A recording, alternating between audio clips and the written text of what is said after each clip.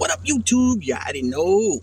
It's your boy, the Latin assassin himself, Big Lou, tapping back in with what it do with Big Lou and FZR2, baby.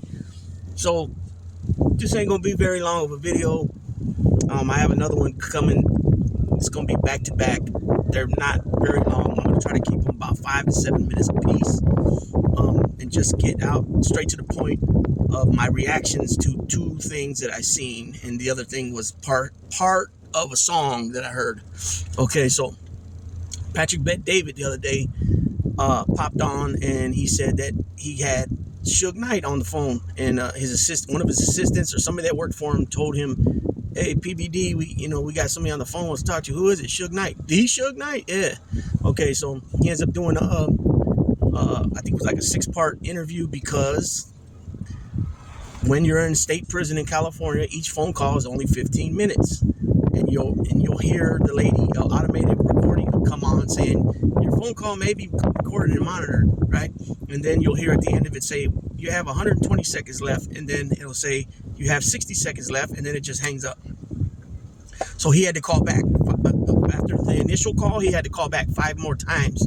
Okay, so they had to do the editing and all that to get a lot of that out of there. Okay, so Suge Knight, he comes on, he answers some questions. A lot of his answers are like, takes you like this and that, and then it has a meaning. It has a meaning somewhere. And that's because the streets that's still in him, that he still keeps relevant in his life, even though he's where he's at. He's not on the general population yard.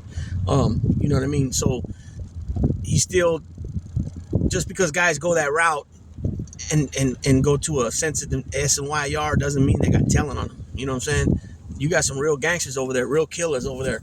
They just, at some point in their life, they got tired of all this politics, the prison politics, and a lot of it is straight garbage BS. And so, anyways, Suge Knight goes into it that him and P. Diddy, Puff Daddy, Sean Puffy Combs never were friends. That they used to see each other a lot, in the entertainment business, on both coasts, West Coast, East Coast, and such. And that, he brought up a good point. And I wasn't aware of this until I started looking into stuff myself. And I always knew the name Clyde Davis. Puff came up under Clyde Davis. Andre Harrell, who's dead now. Clive Davis is well in his 90s, still alive, still pushing big in the music industry on so many different levels. Arista Records, what was the other one? J Records, I think it was called. He still holds a big position to this day, where he goes in the office, 3 days a week, 2 days a week, or whatever. But he came out admitting that he was bisexual. So at first, when Suge said all that, he said that, look who Puffy came up under. You know what I'm saying? So basically what he's saying is that Puffy had to get hazed, I guess that's the best way to put it, or indoctrinated in those hush, dirty ways. Ugh. I don't even want to say the words. It's just, if true, it's disgusting and despicable, right? That people would even allow things like that to happen to themselves in order to become successful, to become rich. It's crazy. And so Suge Knight referred back to, there's something on the internet that's going around that supposedly it's some rapper, and it's P. Diddy, and he's banging him out, right? And he's telling him something like, give me that, and the dude's like, something like that. I don't know. I don't even know if that's really what it is, or who it really is. But Suge Knight makes a joke about it, like he would say, like, no, or something like that. He's saying he wouldn't be like going along with it. You know what I mean? I thought that was kind of funny, but then again, it's sick shit. It's very sick shit.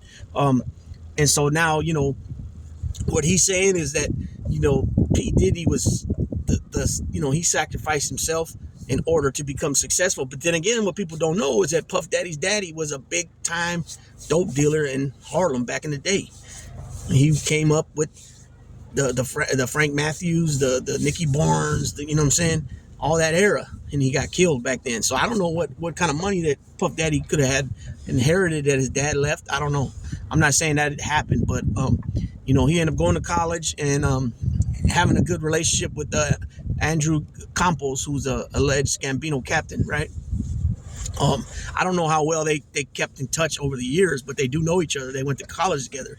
And so it was kind of interesting what, some parts were interesting what Suge said, and more on the business side, where he explained that, yeah, he grew up in Compton and he used to play, sports football on the side of town where the Crips were at.